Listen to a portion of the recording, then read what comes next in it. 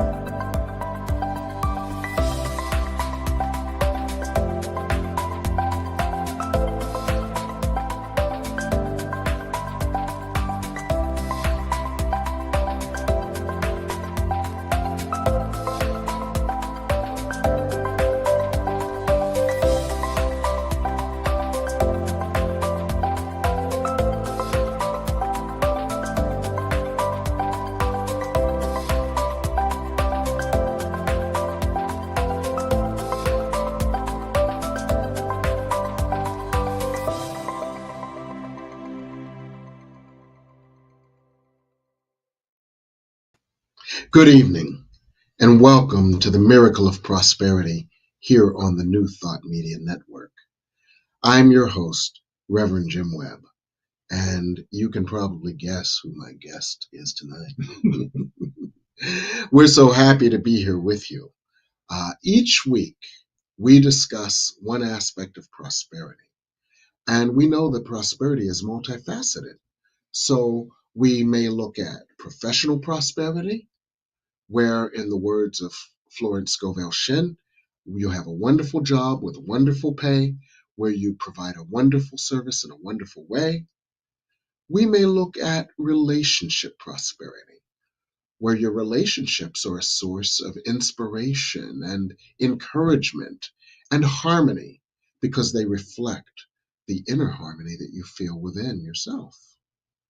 We may also look at logistical prosperity, where your life just works well with a minimal amount of struggle or stress.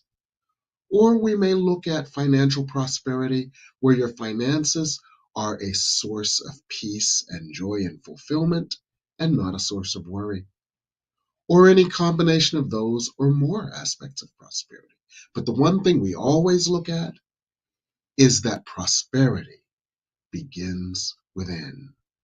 You have an engine within you, the little engine of prosperity that could. Prosperity is as natural as breathing. Prosperity is as natural as aligning with the light, the love, and this God source or force. When you align with that, prosperity is just simply all the different forms that God's love can take as you feel it and project it out and see it reflected back to you. So we look at ways that we can experience more prosperity or ways that we can release or overcome the barriers to prosperity, because the prosperity is already there. We simply have to claim it. So tonight we're going to do a special show. I'm here with my friend brother Ed in his wonderful Florida studio, and we're going to do a special show called The Gentle Journey to Prosperity. And why are we doing this show tonight? It's the third week of the year, which is around the time that we start missing our New Year's resolutions. And when we start missing our New Year's resolutions, we start beating ourselves up. And that turns our joyful journey of prosperity into a mirthless sprint. So we're going to uncover that. And we're going to uncover some ways to keep the journey to prosperity joyful and not turn it into a mirthless sprint. So one of the things we have to realize, first of all, is why do we do that? Why do we make all these lofty resolutions, miss them, get mad at ourselves, get depressed, and then throw it all away because, oh, it doesn't seem to be working. Well, one of the things is there's this Judeo-Christian idea that's stuck somewhere in our minds where we are sinful and we have to atone for our sins and we have to then go through all kinds of trials and tribulations to atone for our sins. Well, that model is deep in our minds. It is. And so when you think about it, we work with that model when we have this lofty goal and then we, quote, sin. Yeah. We fall from the glory of that goal. Yes. And we feel sinful, and then we want to beat ourselves up because we feel like we need to be punished Yes. for our sin. So that's very deep in our minds, and that's why we do a pile on ourselves many times when we miss a resolution. And that is tough. Yes, it is. It is tough. And what's also tough is that we start the year after claiming these resolutions. We started, the year ended with us having big visions and big goals and big dreams and solving major problems so we could evolve and heal to another level. We start out there and we are excited and we put a lot of energy behind the new day that's coming, the new year. And then the new year comes. And life is about expansion and contraction. So the first thing that happens when we enter into the new year is we start to contract. Everything seems to get hard again.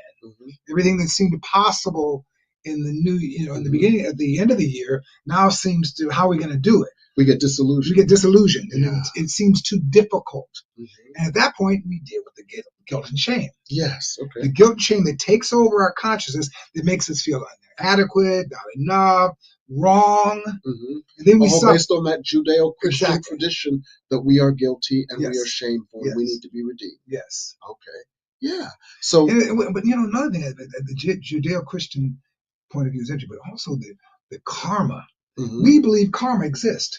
We believe as though that if we're bad or not enough or inadequate, there's going to be some consequences for that. Yes. So we buy into these stories. Yes.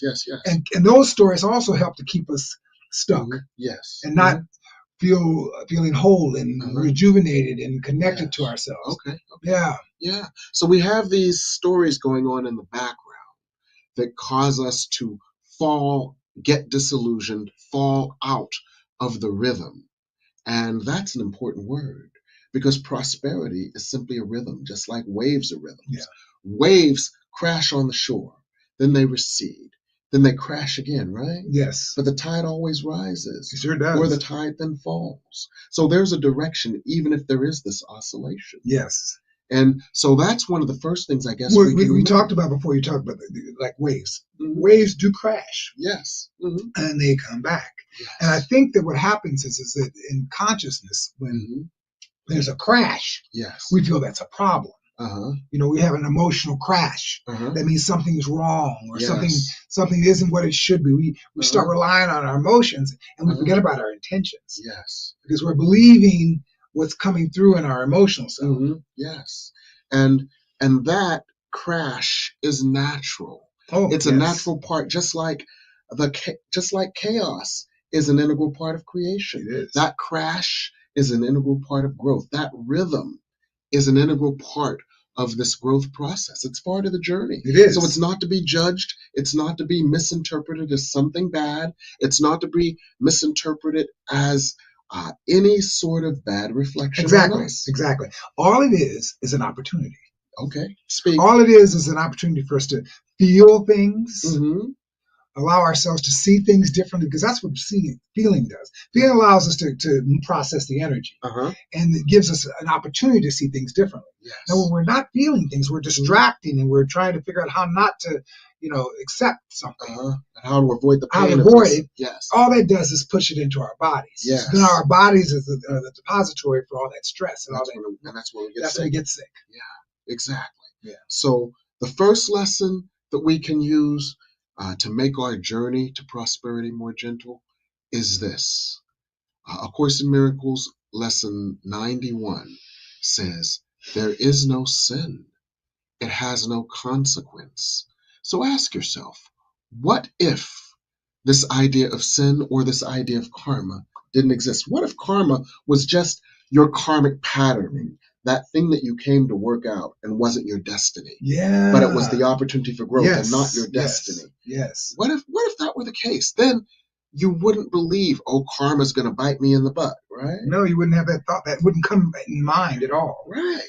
You And know? if you didn't have the thought of sin, you wouldn't think yourself badly if Exactly. if the wave crashed. Exactly. If Because with sin and karma, the mind has to interpret it as something wrong, first of all. yes. And then we have to get, and once the mind catches on these ideas, and then it comes up with excuses and reasons and tries to get understanding. Yes. And all that is just more distraction from the truth of our nature. Truth, exactly. Yes. Yes. Because we forgot, in those moments, we forgot. You are always holy. You're always holy. No matter what's going on outside of you, no matter what happens with you in any given moment. Yes. The moment comes to pass. It does. But you are eternally holy. And you not only eternally, you started out with talking about prosperity. You're eternally prosperity too. Yes. You are that source. You are that truth. Yes, yes. And when you get caught up in your thinking mind, in your contractions and your stories, you are forgetting. So the process of healing a lot of times starts and just start to remember the truth of who we are. Right. Oh, wait a minute, I can't be that problem. Right. Or I can't be insufficient. Yes. I've got to be whole and beautiful and prosperous. Right. And part of it is the languaging, Absolutely the part of it is the languaging. We're used to terrorizing ourselves, aren't we? Yes, absolutely. And you know what terrorizes us around the beginning of the year? A New Year's resolution. Yes. And when we fall from it. Yeah. I have a friend, and one year he decided he wanted one of those thingies, one of those those electric toothbrush with oscillates like 10 million. Yeah, I love those. I have one. Yeah. Well, he loved it for about 11 days. 11 days. Right. And then on the 12th, January 12th. January 12th, I go in the bathroom and the dang thing is dry. It's like, oh, that's too much dry. So we just brush his teeth the normal way. So the damn thing caught dust for the next year. Yeah. 3 years later, he forgot he already had one. Oh, yeah. Wanted another one for Christmas. Yes. And, and so my date is always January 12th because you use a Christmas present for 12 days. Like that new treadmill that you spent $800 on. And after the 13th day, that's the most expensive coat hanger around the planet. Yes, it is. So the point of that is we often make resolutions, but then we fail. And then we beat ourselves up. And then we put ourselves in a downward spiral. Yes. But we don't have to. We don't need to. What if we had an intention instead of a resolution? And a resolution sets you up to fail. An intention is an ongoing endeavor. So if you waver from the intention is still there. So one of the things could be, why don't we make New Year's intentions instead of New Year's resolutions? That's great. What do you think? Oh, I think that's one. First of all, I'm a firm believer in intentions or goals. You can call them goals, because it sets you in the direction that you want to go. Your intentions put you in the directions that you want to go. Yes. And then with intentions, you always have to have the second arm, which is doing something. Yes. You have to behave. You have to move forward. You have to reach for something. Yes. Or exhibit certain qualities or experience certain qualities. Yes. You can't intending in your imagination is not dreams. Yes. But when you intend and you write it down on paper, and you say, "Oh, okay, that's where I'm going." Okay. And what are the sub-steps? Exactly. What do I need to do in order to meet my intentions? Yeah. Oh, and intentions also require you to calibrate back toward your intentions again, because sometimes life happens, and we get distracted with things.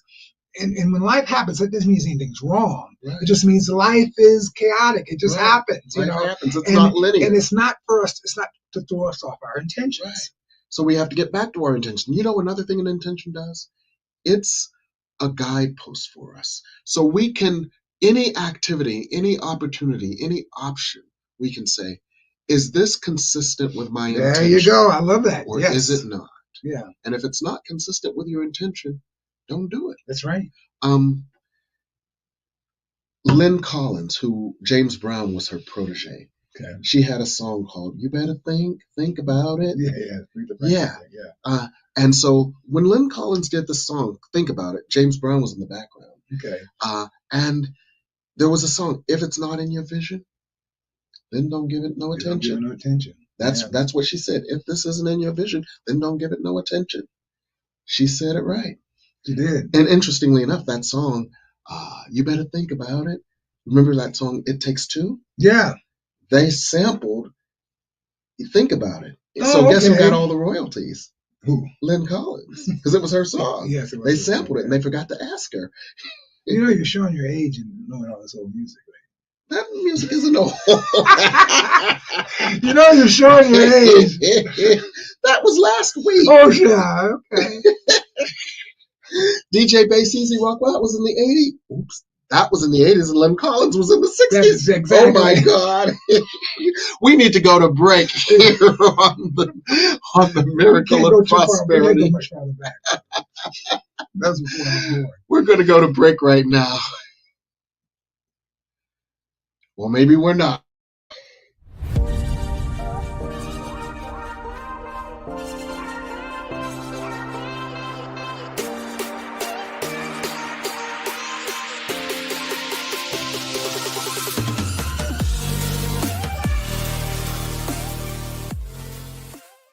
Please help us say thank you to our organizational sponsors, including the Hefferland Foundation, Affiliated New Thought Network, International New Thought Alliance, Science of Mind Archives and Library Foundation, Center for Spiritual Living Denver, Center for Spiritual Living Midtown, New Thought Philadelphia, Planned Happiness Institute, Summit Center for Spiritual Living, One Heart Retreats, Center for Spiritual Living on the Lake, Unity Kitchener, Unity Spiritual Center, Ottawa, Om Center for Spiritual Living, Satya Center, Begin Within Ministries, Center for Spiritual Living North Jersey, Unity of Savannah, and the Center for Spiritual Living Seattle, as well as all of our individual donors. Thank you for being part of the New Thought Media Network. Please like, share, and subscribe. New Thought Media Network, positively inspiring.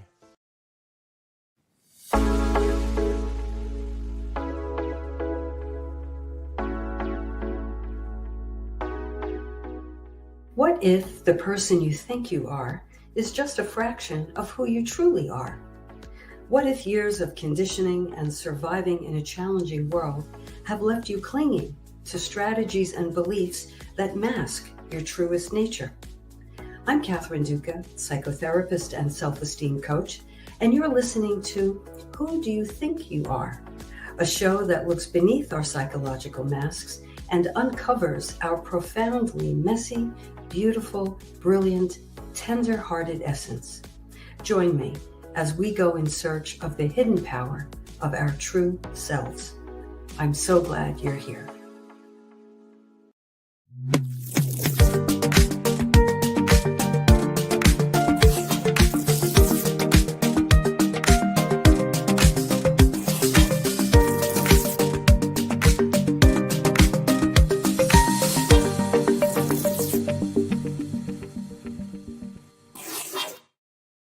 And we're back here on the Miracle of Prosperity. And we've been talking about the gentle journey to prosperity, how we can be easy on ourselves and not turn it into a mirthless sprint filled with self-regrets, self-doubts, or beating ourselves up if we miss a mark. And so one of the things that I'd like to drill down deeper on, Ed, is the nature of contractions and understanding that contractions are an integral part of growth. Now, one of the things that helps me understand stuff like that is if I can see it, exhibit it in nature, then I can identify with it more. Yeah. So in terms of a contraction, what I think about is I think about when a bomb goes off. The thing that happens is all this energy is released. But as the energy is released, it touches against the cooler, denser air that forces it back on itself.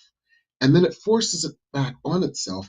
And when it forces it back on itself, that contraction creates more combustion. It does. So it combusts again. Yes. Then it gets that cold, dense energy that forces it into contraction again. Then it combusts again. And so the energy is multiplied exponentially because of the contraction. Yes. So the contraction is an important part of that growth. Absolutely. So would that apply to us? I think so. I think so. I don't think people appreciate their contractions. I think they're busy trying to avoid them Okay. and try to distract themselves from them, because contractions can feel intense. Mm-hmm. They can feel you can feel vulnerable Mm. in a contraction. Mm-hmm. But what I'm proposing is essential. You have to allow yourself to. Contraction often is processing. Yes. You're processing. You talk about an explosion. As the explosion is expanding, then it's contracting again. There's a processing there. Yeah. And that's what we're doing. And we need to learn to have enough faith in those moments when it feels too heavy. Yes. And it feels, we have to have enough faith that we can get through this. Yes. That there's really not a problem here, Uh-huh. but a contraction. Yes. And have compassion for yourself when you're contracting. Yes. Realizing, I'm having a contraction right now. Mm-hmm. There's nothing wrong, Mm-hmm. but my energy level feels contracted. I Mm-hmm. feel, I'm feeling worried, or I'm feeling fearful. There's Mm-hmm. nothing wrong, Mm-hmm. but that's the emotional response as a Yes. result of the contraction. Mm-hmm. So if I don't avoid it, Uh-huh. and I allow myself to feel it and have it be expressed through me, Uh-huh. it will open up again as another Yes. expansion. Yes, exactly. So have the feeling, have the feeling, recognize the feeling, honor the feeling, honor yourself for having the feeling. And at some point you'll ask, so what is this feeling all about? It's a story I'm telling myself. So then what is the truth? Yes. The truth is this, and the truth brings you back up. It The truth will does. set It you does. free. The truth always sets you free, Yeah, because it reminds you of who you really are. exactly. And that is our journey. And it is not linear. So random stuff happens. Yes, not linear. It's part of a grand plan, but the grand plan is not linear. The grand plan is very heuristic. Another thing I wanted to say, I just thought about. Yeah. People remember the contractions, but they don't remember the expansion. Good point. They are so much attuned to the fear and the pain and the resistance and the contraction. They don't realize when they're expanding and things feel good, and they're having new ideas and new opportunities that come in there. We're not paying attention to that, because our attention is on when things aren't what we want. Exactly. So how do we change that focus? We make note of all the expansions. We celebrate the expansions. Yes, we keep a library of the expansions. Them, as you would say, yes. And every time we get tempted to get discouraged by a contraction, look at all the expansions we've experienced. Yeah. And I tell you what, yeah. I bet that'll take you out of that contraction. Well, it really will. But it's a new story too. Uh-huh. Mm-hmm. You have to be available in expansion. You have to be available for a new way of looking at it. Yes. Okay. Because often we don't appreciate the expansion because we're not willing to look at it in a new new terms. Mm-hmm. Mm-hmm. Okay. And that's the gift of an expansion, or greater awareness. Yes. Okay. That's the gift of it. It gives us a new way of being. Yes. A new way of responding to problems. Mm-hmm. A new way of moving through situations. Yes. Yeah, and sometimes in a more intentional way. Absolutely. So the lesson here: don't fight the contraction. Don't judge yourself about the contraction. Know that the contraction is a spiritual tool that ultimately leads to more of your growth. And that gets us to something else. The neurolinguistic programming of it all. Yeah. The languaging that we use can have a huge impact Absolutely. on whether we make our journey joyful or whether we turn it into a mirthless spread. Absolutely. Neurolinguistic programming is a new concept. It's not 25, 30 years old. Yeah. Because before, the scientists didn't believe that the brain was able to be altered. I mean, could heal or any of that. Right. They felt as though the brain was a fixed thing. Static. Yeah, Yes. static. Well, what they've learned in science is that you can use neurolinguistic programming to expand things. Yes. Stretch things into ways of seeing them differently. Yes. Now, I use neurolinguistic programming every time I meditate. Mm-hmm. I go right into the space. Okay. I allow whatever comes up to be expressed. Okay. And I allow myself to be available for a new way of looking at it. Okay. Help me see this differently. Lessons Yes, help me see this in A differently. Course Yeah. in Miracles. Yes. Okay. And so neurolinguistic programming can also soften our language to ourselves. Yes, to ourselves. You didn't fail. Yes. It was a first attempt in learning. Yeah. Yeah. And it takes some of the sting of judgment It out of does. that. Well, you know, judgment I still wrestle with a lot is inadequacy. Mm-hmm. That's a Yeah. tale. That's a tale that everybody, Tale as old as time. I know, Yeah. and it springs up sometimes, and I'm Mhm. feeling inadequate. Mm-hmm. You know, and then I remember that Mm-hmm. I can't be inadequate. I have to be whole and complete. Because you are a holy beloved. Yes, but it's Yes. a remembering of that. Yes. But the feeling is going to be triggered as a feeling of not enoughness Uh-huh. or inadequacy. Uh-huh. And the more aware I become, the more Mhm. wiser I become, Yes. the more I'm able to see those emotional things when they Yes. come up. Uh-huh. When they come up, I don't say, what's going on? I say, oh, there it is again. There it is again. Yeah, Yes. exactly. Uh-huh. So as you were talking about, it changed my relationship with myself. I'm no Yes. longer mystified by why I'm feeling what I'm feeling. I'm more nurturing of allowing myself to be aware of what I feel. Yes. And yes. allow it to feel that way. Yes, exactly. Yeah. And so you're going with the flow of it Yes. instead of fighting it. Yes. And that is one of the keys to a contraction. Flow with it. I had one earlier this week. I lost a dear, dear friend last week. And it was the middle of the week, and the initial shock was over. And it was the middle of the week. It was the middle of the day. I had a break between my appointments. And suddenly I just got so cold. Yeah. I got so cold. And I said, I just have to get warm. So I went and I rolled up in the bed and rolled up under all the blankets in fetal position just to get warm. And as I'm laying there in the bed in the middle of the afternoon, I'm realizing, you're not cold. You're not cold. You're grieving. Exactly. You're contracting. Yes. Yes. And it's just like, okay, give yourself Give it permission to do you. this. Exactly. And call out for the comfort this grief requires. Yes. And that was it. That's very Wasn't Buddhist fighting too. it. Yeah, wasn't fighting it. It was, understanding that this is a part of the deeper healing. Because everything heals you more deeply. That was to bring God into that place within me that felt lost and unloved. So every contraction is an opportunity for deeper healing. It is. Deeper remembering who you are, deeper reclaiming of your truth, a deeper holding of your truth in a deeper way until your truth becomes all you are and all the stories you told yourself that have caused you pain fall away. They do. They do. And I want to, and I think about this sometimes. Healing is not finding a better story. Mm-hmm. It's being available for seeing it differently. Mm-hmm. Yes. So the mind is always trying to say, well, maybe this is really what this is, and I'm trying to make yourself feel better. When in reality, there doesn't have to be a better story. There just has to be an allowance to see things differently. Yes. Absolutely. Yeah, which is really different than looking for a better story. To me, it is. It's different than looking for a better story. Oh, yeah. Sometimes we spend so much time looking for a better story that we get caught up in a better story, and that has its. And it's a story, and it's just a story too. Yes, exactly. And it's no further toward. It's no further toward. No more true than the other story was. Yeah. Exactly. So be gentle on yourselves. Understand the nature of a contraction is an integral part of growth. A contraction takes you deeper into your truth and further away from the illusions that have caused you pain. A contraction is holy.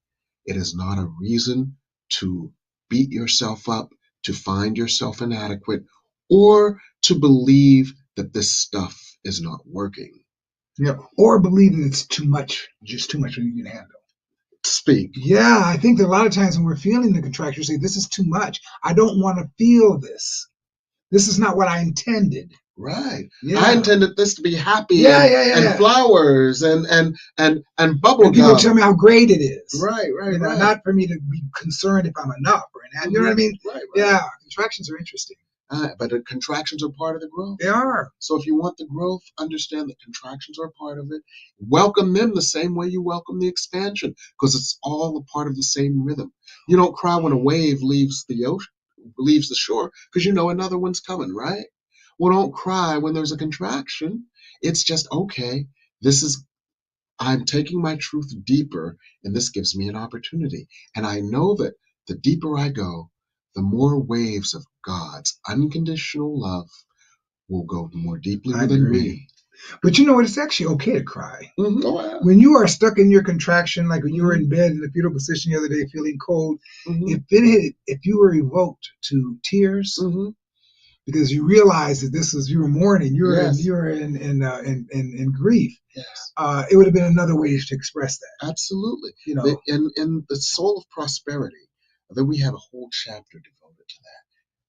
Acknowledging the emotion, having the emotion, honoring yourself for having the emotion, honoring the emotion because it's a gift of healing and grace and growth, and then understanding the emotion yes, and asking to see things differently, yeah. and working that process. You know, but I just thought about something. I am you as my friend, and then if I'm having a contracted moment, Mm-hmm. I know I can call you up and tell you, listen, I mean, Jim, I'm having a contracted moment. I'm feeling this way. And you'd say to me, we've done that. Done this. Yes, Yeah, well, exactly. it sounds interesting.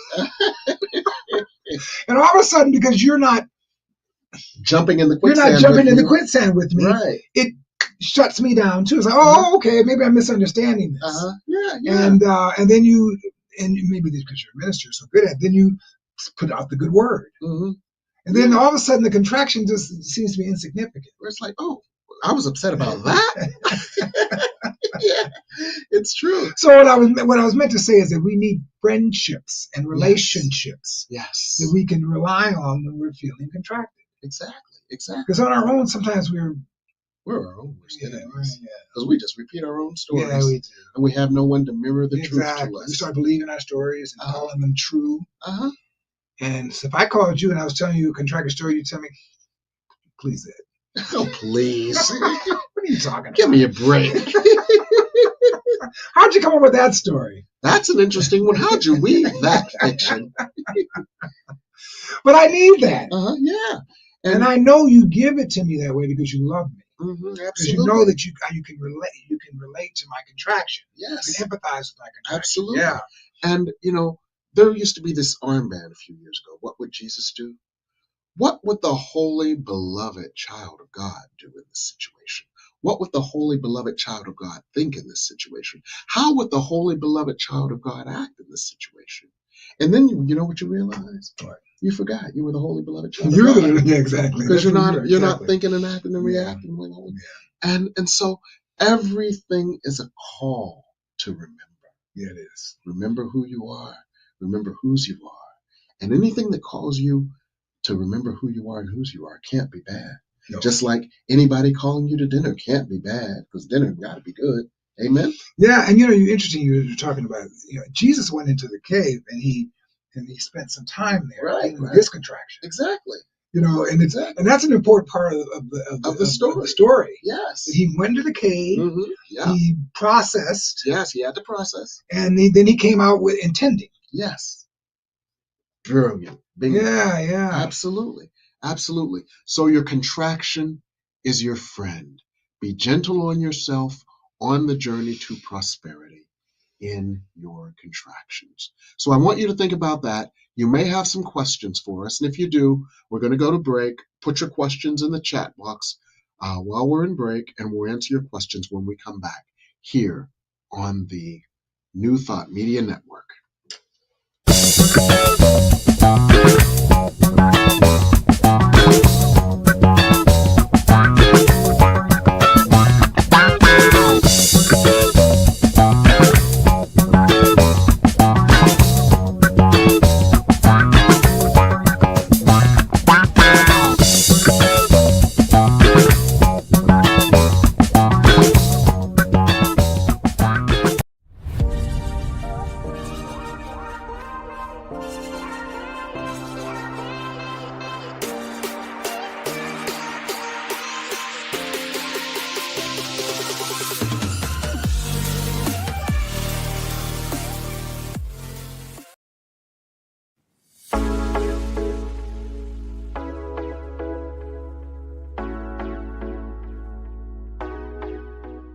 What if the person you think you are is just a fraction of who you truly are? What if years of conditioning and surviving in a challenging world have left you clinging to strategies and beliefs that mask your truest nature? I'm Catherine Duca, psychotherapist and self-esteem coach, and you're listening to Who Do You Think You Are? a show that looks beneath our psychological masks and uncovers our profoundly messy, beautiful, brilliant, tender-hearted essence. Join me as we go in search of the hidden power of our true selves. I'm so glad you're here.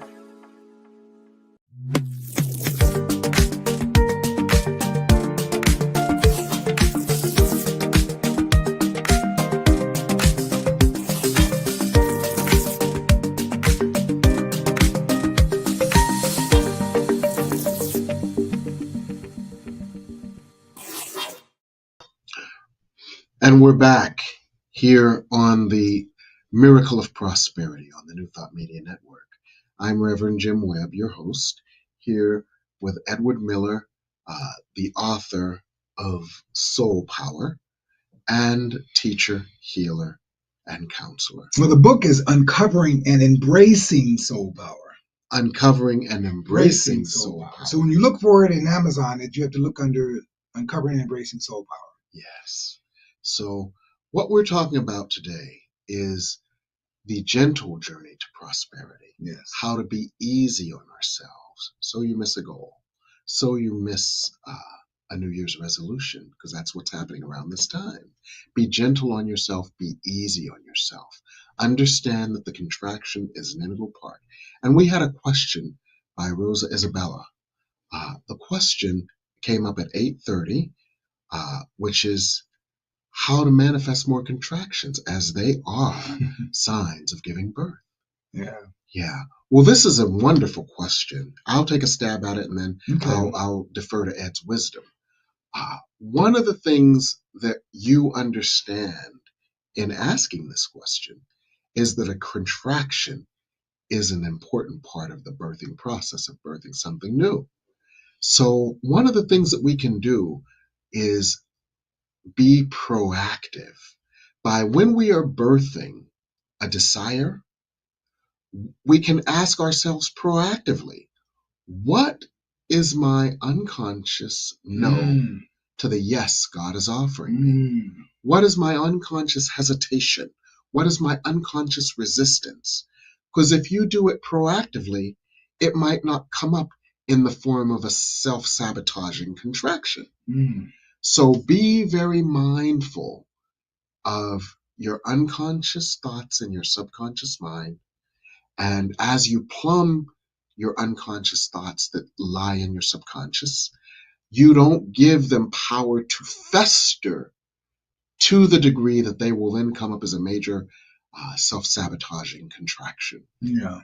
What are your thoughts, Ed? Well, I agree. I thought your answer was perfect. I know that we to grow, we have to go through contractions. Yes. To any new challenge, any new opportunity, is going to take us into the expansion and the contraction cycle. And we have to surrender to it. We have to know that some days we're going to take on things that are overwhelming for us, and we're going to feel overwhelmed by it. And we have to allow ourselves in that moment to say, okay, I took this on and I'm feeling overwhelmed right now, but I'm not overwhelmed. That's not who I am. I'm something else. And that's how I think we need to be available for creating more contractions, is just being present with our growth. And being aware that growth is what we are as human beings. We're always evolving. We never should get comfortable. We should always be looking in order to express more, or be available for more, or have more awareness, or have more. All that is who we are as loving human beings. And you said something there that I want to pull out and play with a little bit more. And what you said was how we. Oh, darn! I lost it. Keep talking. I'll get it back. No. People who live in contractions and expansions all the time, they're very successful. They look at life in that way. They're not afraid of the contractions, and they live for the new way, the new opportunities, the new movement, the new awareness. And those people are always reaching for higher and higher ladders of success and opportunity. Right, because they embrace it. They embrace it. Yes, they're not afraid of them. You don't stop the birth process just because you have a contraction. Oh, yes, because it's nasty. Yeah. The baby got to come out. The baby's going to come out. and so you just breathe through it, right? Yeah, you do. Well, don't stop your process of creation and manifestation because of contraction. That baby's got to come out the same way. Yeah, it does. Yeah, and have faith. There's a Course in Miracles lesson 292 says, a happy outcome to all things is sure, and God's promises make no exceptions. So think about that when you're in a contraction. This is a contraction, but it didn't come to stay. It came to pass. And the thing I was thinking about was when we're going through a contraction, and this goes back to neuro-linguistic programming too, and this is what the thought I lost, but when we're going through a contraction, we think we are our contraction. Oh, yes, yes. And we limit ourselves by that contraction. Yes. We define ourselves by that contraction. Exactly. We beat ourselves up for being that contraction. Exactly. You are not your contraction. Nope. Your contraction is a phenomena. You are still holy. You are still pure. You are still loved, lovable, loving. You are still deserving, and you are still worthy. You experience a contraction. You are God. That's right. You experience a contraction in mind, but you're not mind. Right. You're greater than mind. Yes. Yeah, you're the heart, actually. Yes. So contractions are going to happen. Yes. Yes. And don't be afraid of them. And don't define yourself by them. No, don't beat define yourself by them either. Yeah. Don't beat yourself up for them or anything. And I'm going to say one more thing about contraction. When you are in a contraction, I hate to go back to this whole thing of Ho'oponopono, but I just believe it's my tool. Oh yeah. I like it. you. This past week, I had a contraction too. I had something. A good friend of mine goes through a very, very, very nasty moment. He hit a pedestrian, and he's such a good friend of mine that I felt his pain and his fear and his his guilt and his shame. I felt that. And I, almost to the extent where I couldn't think straight myself. So I went swimming in order to try to, as I always do. Yes. I did the Ho'oponopono mantra while I'm doing my stroking. And my heart started opening up. Yeah. But before that, I didn't even want to get in the water. It was cold. I didn't want to get in the water, Yeah. But it's going to be unpleasant. Exactly. But once I got in the water and started opening my heart, I was able to move energy. Yes. And feel expanded again. So when you're contracted, one of the things you can do is do something. Yeah, do something. Do something. Anything something that to try to get back energy. and something and that get you back in your body. Yes. Taking a walk, taking a run, taking a swim, hitting a ball. Right. They're all aspects of emotional release. They are. Releasing energy is releasing emotions. Emotions are simply energies that have gotten pent up. And so doing something like that can help you move through the contraction. Just like when a woman is having a baby, they say push. That's her doing something to help get her through the contraction. Yes. You push, right? Yeah. So what can we do? We can push. So there's a lot to learn, and you've got a lot to teach us. Thank you so much. Thank you so very much. So you always are so busy. Yeah. What are you working on? Well, I'm looking forward to sharing this with you. I hope you get a chance to share with your group. I'm doing a workshop, a week workshop in Arizona. Oh, Sedona? In April. I'm not sure it's the name of the city. I can't remember the name of the city, but I'm part of a group that's facilitating a workshop. Okay, like Yuma City, maybe. Yeah, and I'm really excited about that because I'm getting the chance to have individual group, have the chance to do group activities, do meditations, all the things I love to do. So I'm looking forward. I haven't really had much of that since COVID. Okay. So I'm looking forward to having a group event again. A group workshop so that's in exciting. Arizona. We will keep you posted. I'd like for you guys to know about it. Yeah. Absolutely. We will keep you posted. Give us the information. Okay. We'll share it with the audience. Okay. Yes. So you're doing some very interesting stuff. But what have you been up to? Well, I've been up to a new class. Okay. It's sold out. To audit the class. What's the class about? It's called Living Your Vision. Okay. And you know what it's based on? What? The fact that it's time to live it, not talk about it. Mm-hmm. The veil has been lifted.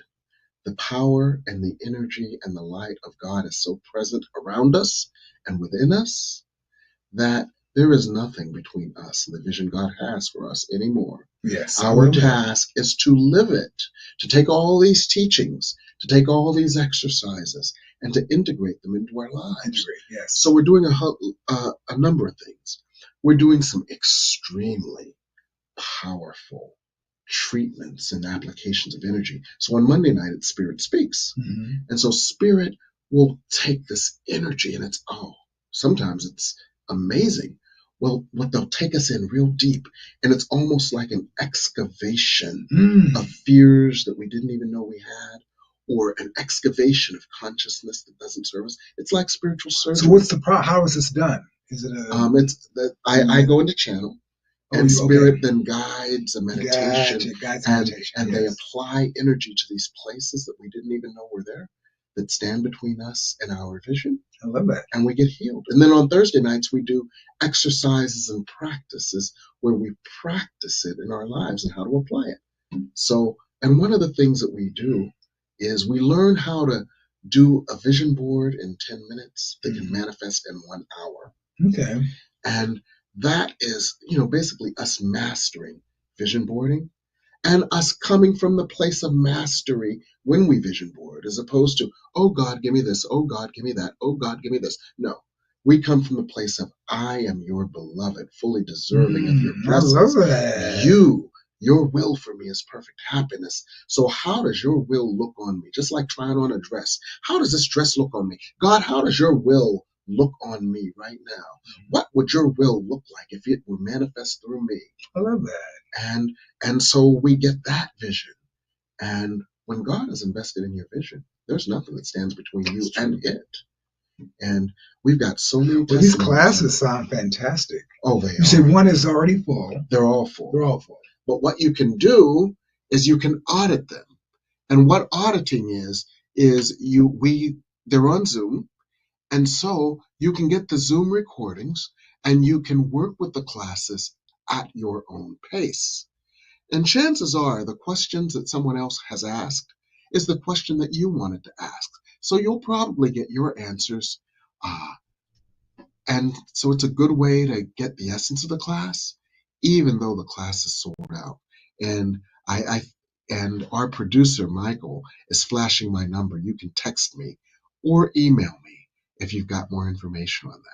So it's an exciting time right now. It is. Yeah. It is. Well, I really thank you for giving us the time tonight and sharing your wisdom with the audience. Thank you. I really do appreciate it. I'm glad to see you in person too. Yes, it makes a world of difference. It's been a minute. Yeah, it's been a minute. Yeah, but it won't be a minute again. Okay, good. Yeah. But I want to thank you, and I want to thank our audience, and I want to thank our producer, Reverend Michael. Thank you, Reverend Michael, for being here and putting this all together for us. And thank you, the audience, for being here one more week here on the Miracle of Prosperity on the New Thought Media Network. Good night. Good night.